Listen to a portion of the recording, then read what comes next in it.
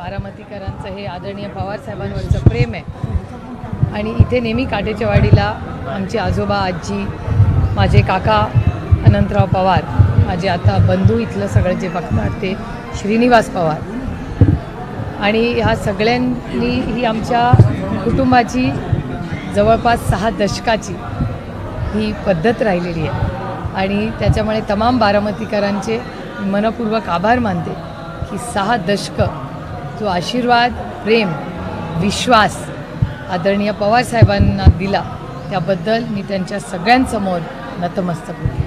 ताई हा कनेरीचा मारुतराय कायमच पवारांना पावत राहिलेला आहे. मात्र आता मारुतरायापुढे कृष्ण उभा राहिला की नेमकं कुठल्या पवारांना पावायचं?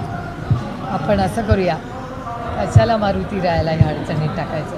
आपण मारुती रायाकडून फक्त आशीर्वाद घेऊ, तोच करता करवता. आपण कोण काय बोलणार.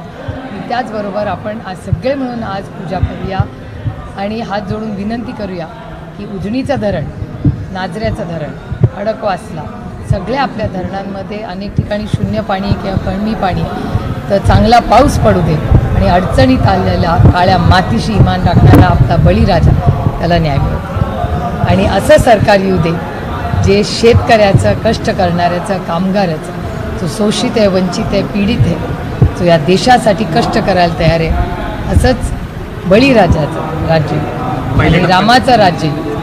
पहिल्या टप्प्याचं मतदान होतं लोकशाही पद्धतीने पारदर्शक पद्धतीने हे इलेक्शन व्हावं एवढीच विनंती आहे सरकारला आणि इलेक्शन कमिशन. एबीपी माझा, उघडा डोळे बघा नीट.